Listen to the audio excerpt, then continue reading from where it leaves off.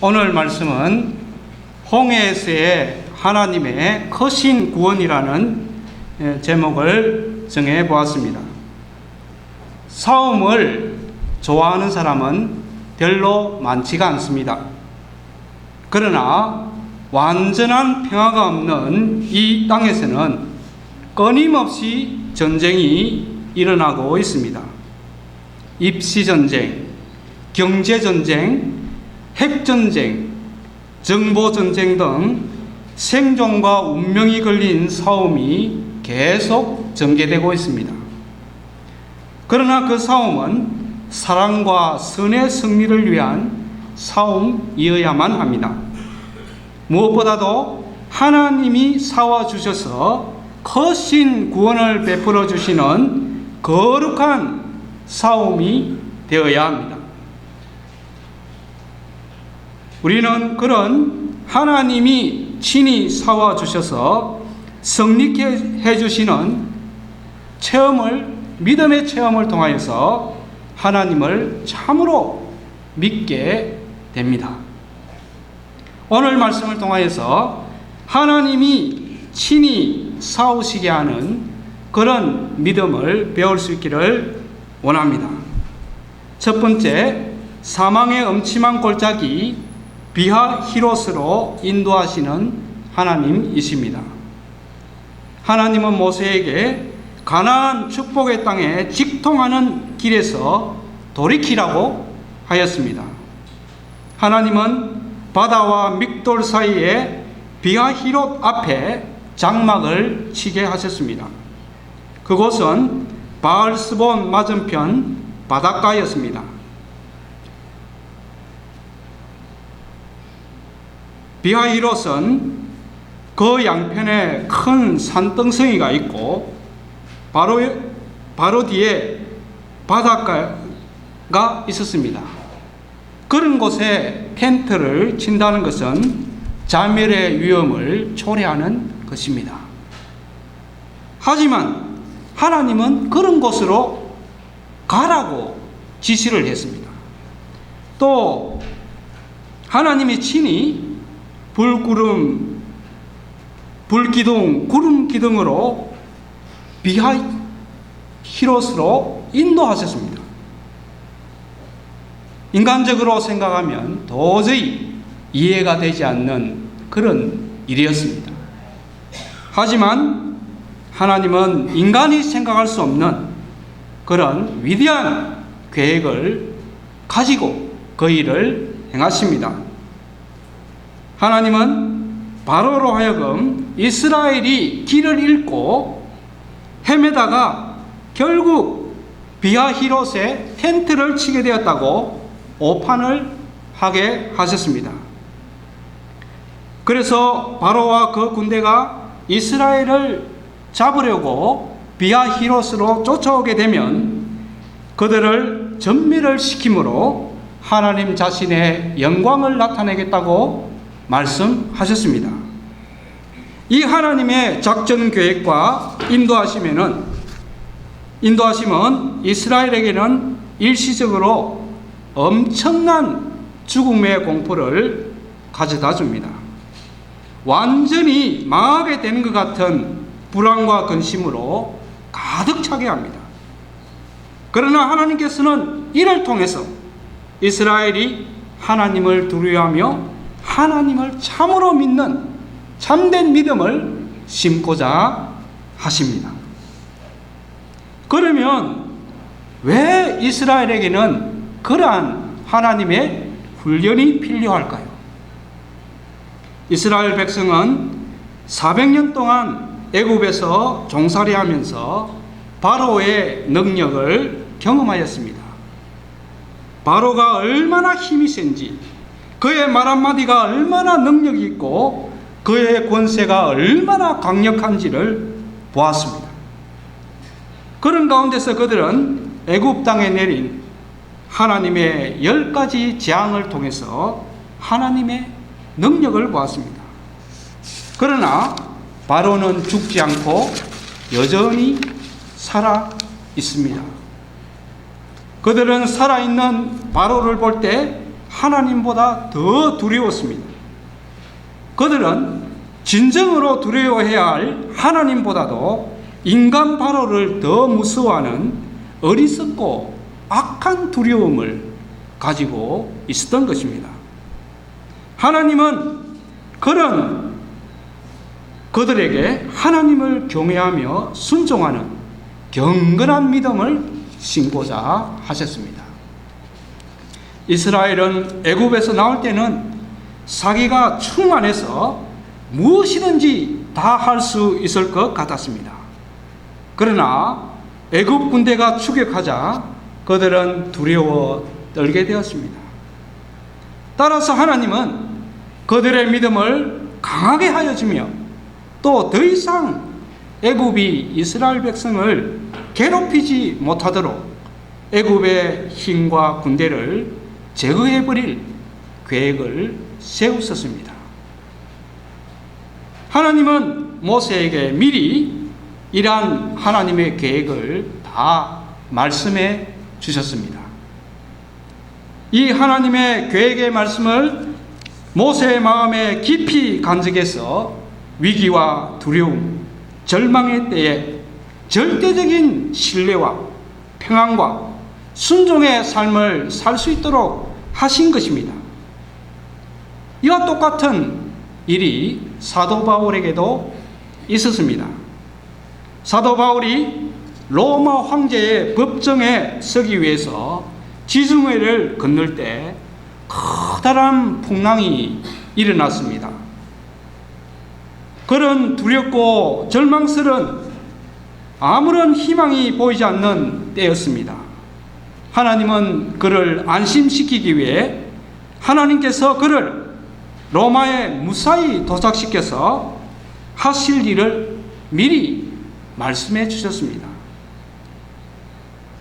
그 말씀으로 구원의 확신을 든 바울은 죽음의 공포에 떠는 선원들에게 하나님의 구원을 전가하였습니다. 내가 너희를 권하노니 이제는 안심하라. 내가 속한 바 곧 내가 섬기는 하나님의 사자가 어젯밤에 내 곁에 서서 말하되 너희 중 아무도 생명에는 아무런 손상이 없겠고 오직 배뿐이라. 바울아, 두려워하지 말라. 내가 가이사 앞에 서야 하겠고 또 하나님께서 너와 함께 항해하는 자를 다 내게 주셨다 하였으니 그러므로 여러분이여 안심하라. 나는 내게 말씀하신 그대로 되리라고 하나님을 믿노라. 하나님을 믿는 신뢰만이 죽음의 공포와 절망에서 우리로 깊은 평안을 누리게 해줍니다. 또 구원의 확신과 소망으로 기쁘게 하여 줍니다. 우리가 하나님의 음성을 듣기를 힘쓰고 하나님의 음성을 듣고 믿음의 확신과 평안을 가지는 그런 축복을 누릴 수 있기를 기도합니다. 두 번째, 절망의 때에 하나님으로 싸우시게 하는 믿음과 순종입니다. 바로가 가까이 올 때에 이스라엘 자손들이 눈을 들어 보니 애굽 사람들이 자기들 뒤에 바짝 따라오고 있었습니다. 이스라엘 자손이 심히 두려워하여 하나님께 비명을 올렸습니다. 그들은 바로에 대한 두려움과 공포가 너무나 컸습니다. 그들의 머리의 깊은 곳에 바로에 대한 두려움이 기억되어 있었습니다. 그래서 거신 힘으로 바로를 쳐서 그들을 바로로부터 해방시키신 하나님이시며 지금도 영광의 구름 기둥과 불 기둥으로 함께 하시는 하나님을 믿지 못했습니다. 그들은 전쟁의 공포, 죽음의 공포가 너무 심해지자 초조하게 되고 불안하게 되었습니다. 고통의 원인을 사람으로 돌려서 모세를 미워하고 원망하였습니다. 모든 것이 부정적으로 보였습니다. 그들을 위해 모든 것을 바치고 죽도록 고생하는 모세에게 극심한 불만을 터뜨렸습니다. 이런 불신과 두려움과 원망의 죄를 급히 회개하지 않으면 어떻게 되겠습니까? 멸망입니다. 미국에서 실수로 냉장차에 갇혔던 철도청 직원이 약 7시간 후에 죽은 시체로 발견된 사건이 있었습니다. 냉장차에 갇힌 그는 온 힘과 목청을 다해서 문을 두드리며 살려달라고 고함을 쳤습니다. 그러나 모두가 퇴근한 후요 한적한 구내였기 때문에 아무도 듣지 못했습니다. 그래서 그는 결국 죽고 말았습니다. 그런데 이상한 일은 그 다음날 새벽에 이 냉장차를 연 기술자는 냉장 장치가 고장나서 그 냉장차 안은 사람이 죽을 만큼 춥지 않았다는 사실을 발견했습니다. 그러면 그 사람이 왜 죽었단 말입니까? 그 사람이 죽은 이유는 그 차는 냉장차이니까 자기는 절대로 얼어 죽고 말 것이라는 두려움과 절망이 그 원인이었습니다. 인간을 멸망시키려는 마귀는 우리들에게 와서 항상 두려운 마음을 심고자 합니다. 그러나 우리를 구원하시는 하나님의 성령은 우리로 하여금 항상 담대한 마음을 가지도록 해줍니다. 호랑이 굴에 잡혀가도 정신만 차리면 산다는 그런 옛날 격언이 있습니다. 하나님은 아무것도 염려하지 말고 우리 구할 것을 감사함으로 아뢰면 모든 지각에 뛰어난 하나님의 놀라운 평강으로 우리의 마음과 생각을 지켜주시겠다고 약속하셨습니다. 하나님이 주시는 믿음의 마음, 강하고 담대한 마음의 그런 축복을 기도하며 하나님의 말씀을 들음으로써 풍성히 받기를 기도합니다. 그러면 모세는 믿음이 없어서 죽음의 공포에 떨고 있는 이스라엘을 어떻게 도와줍니까? 13, 14절은 말합니다. 모세가 백성에게 이르되 너희는 두려워하지 말고 가만히 서서 여호와께서 오늘 너희를 위하여 행하시는 구원을 보라. 너희가 오늘 본 애굽 사람을 영원히 다시 보지 아니하리라. 여호와께서 너희를 위하여 싸우시리니 너희는 가만히 있을지니라. 모세는 하나님이 이 사망의 음침한 골짜기인 비가히롯에 돌이켜 오게 하실 때 하신 하나님의 말씀을 굳게 붙잡고 있었습니다. 그래서 하나님께서 이스라엘을 위하여 싸우시리라는 것을 확신하고 백성들이 이 하나님의 크신 구원의 역사를 바라보도록 도왔습니다. 그는 절대적이고 전적인 신뢰를 가지고 약속의 하나님, 함께하여 주시는 하나님을 바라보았습니다. 이런 그의 마음은 두려움과 불안, 염려로 흔들리며 넘어지는 일이 없었습니다. 깊은 평안과 안심과 강하고 담대한 마음이 그를 지배하였던 것입니다. 커다란 위기 앞에서 전적으로 주를 의지하는 그의 마음은 완전히 그의 자존심을 짓밟는 백성들의 원망 불평의 말에도 화를 내지 않았습니다. 하나님이 싸워주셔서 크신 구원을 주심을 믿고 모세는 백성들에게 하나님의 크신 구원을 받는 길을 제시하였습니다. 그것은 두렵더라도 주님께 모든 것을 맡기고 인내하며 조용히 주님의 지시를 기다리라는 것이었습니다. 주님의 구원을 위한 지시의 음성은 두려움으로 시끄러운 마음에는 들리지 않기 때문입니다. 이 사실에 대한 이해를 돕기 위해 이야기 하나를 하겠습니다. 전쟁 영화에 자주 등장하는 장면입니다. 특공대원들이 막중한 임무를 띠고 적진을 향해서 한 걸음 한 걸음 숨죽여 다가갑니다. 그런데 그만 앞서가던 한 대원이 쥐레를 밟고 맙니다. 뒤따르던 대원이 재빨리 엎드리면서 움직이지 마!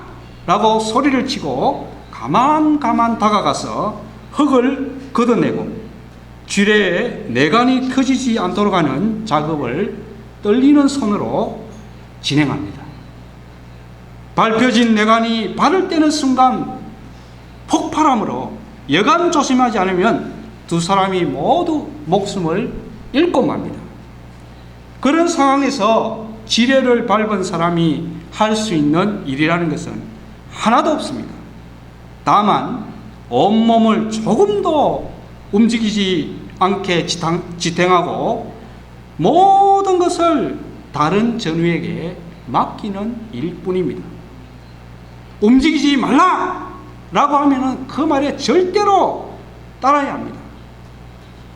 다른 대원이 내관을 고정시킨 다음에 이제는 펄쩍 뛰어서 땅에 엎드리라!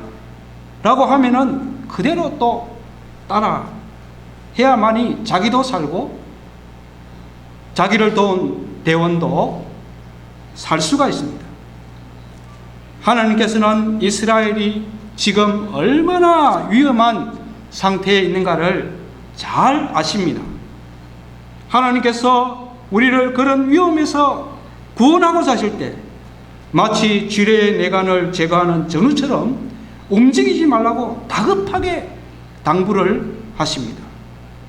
그때 우리는 쥐레를 밟은 사람처럼 내 스스로는 아무것도 할 수 없음을 알고 온전히 하나님께 모든 것을 맡기고 조용히 순종함으로 구원에 이르는 은혜를 체험하게 되는 것입니다.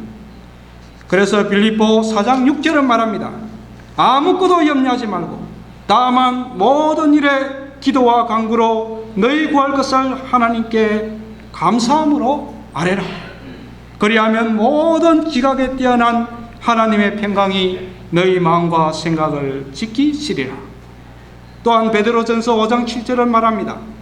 너희 염려를 주께 맡기라. 이는 그가 너희를 돌보심이라. 라고 하였습니다. 하나님을 믿는 우리는 그 어떤 경우에도 두려워하지 않고 간절히 기도해야 하는 것입니다. 그럴 때 하나님은 응답하여 주시고 사워주시고 거신 구원을 베풀어 주십니다. 그런데 우리의 제일 큰 문제는 하나님을 믿지 못함으로 먼저 자기의 방법, 인간적인 방법으로 해결하고자 하는 데 있습니다. 나의 경험이나 나의 지식이나 세상 권력이나 돈 등을 의지하면 실패하게 됩니다. 이스라엘이 만일 스스로 궁지에 몰린 문제를 해결하고자 했다면 그들은 하나도 남김없이 바로의 군대에 죽고 말았을 것입니다. 그러므로 우리는 위기를 만나면 하나님의 선하신 뜻을 찾고 깨달으며 먼저 하나님께 엎드려 기도해야 합니다. 기도 중에 모세는 하나님의 음성을 들었습니다. 그리고 하나님의 말씀대로 이스라엘 백성들을 홍해 바다로 향하게 하였습니다. 홍해 바다가 아직 갈라지지는 않았지만 하나님이 말씀하셨으므로 하나님이 책임지고 홍해 바다를 건너게 할 줄을 믿었습니다. 그리고 하나님의 능력의 지팡이로 바다를 향하여 내밀었을 때 하나님이 크신 능력으로 바다를 갈라주셨습니다. 그래서 이사야서 30장 15절은 말합니다. 주 여호와 이스라엘의 거룩하신 자가 말씀하시되 너희가 돌이켜 조용히 있어야 구원을 얻을 것이요 잠잠하고 신뢰하여야 힘을 얻을 것이오늘 라고 말씀하였습니다. 하나님이 쓰신 인물들은 잠잠할 줄 아는 인물들이었습니다. 시편 62편에서 1절 2절에서 시인은 이렇게 찬양합니다. 나의 영혼이 잠잠히 하나님만 바라며 나의 구원이 그에게서 나는도다. 오직 저만이 나의 반석이시요 나의 구원이시요 나의 산성이시니 내가 크게 요동치 아니하리로다. 아멘. 잠잠한 마음은 잔잔한 호수와 같습니다. 잔잔한 호수에는 작은 돌멩이 하나를 던져도 누구나 그것을 느낄 수가 있습니다. 그러나 파도가 요동치는 호수에는 바위를 던져 넣어도 아무것도 느낄 수가 없습니다. 잔잔한 호수와 같은 마음으로 하나님의 음성을 들을 때 그것이 잘 들리게 되고 그 음성을 따라갈 때에 구원을 받게 되는 것입니다. 북한의 개성시의 천마산 아래에는 박연 폭포가 있습니다. 그 폭포로 가는 길에는 두 절벽이 마주보며 만나는 곳이 있습니다. 그곳의 절벽의 간격이 약 1m라고 합니다. 그런데 이 1m밖에 안 되는 거리를 건너뛰는 사람이 몇 사람 되지 않는다고 합니다. 발밑에 천길 낭떠러지를 바라보며 건너뛰자니 다리가 후들후들 떨려서 뛰지를 못한다는 것입니다. 그래서 그 바위를 결단의 바위라고 부릅니다. 밑을 바라보지 말고 평지라고 생각하고 앞에 있는 목표만 바라보고 결단을 내려서 건너뛰라는 그런 뜻입니다. 우리도 무서운 바로나 홍해바다 같은 그런 지금 눈앞에 현실만 바라보면 두려움이 너무 커서 꼼짝 못하게 되고 멸망합니다. 오직 기도와 말씀으로 하나님의 평강을 드리고 믿음의 결단을 하고 담대히 전진할 때 하나님의 크신 구원이 주어지게 되는 것입니다. 결론입니다. 앞뒤가 다 막힌 때에 인간적인 행동을 금하고 조용히 하나님을 바라봅시다. 하나님의 음성을 따라 바다를 향하여 담대히 나아가며 믿음의 지팡이를 바다를 향해서 내밉시다. 그리함으로 하나님께서 우리의 싸움을 싸워주시며 크신 구원을 베풀어 주심을 체험할 수 있기를 기도합니다. 기도하고 말씀을 마치도록 하겠습니다. 하나님 아버지,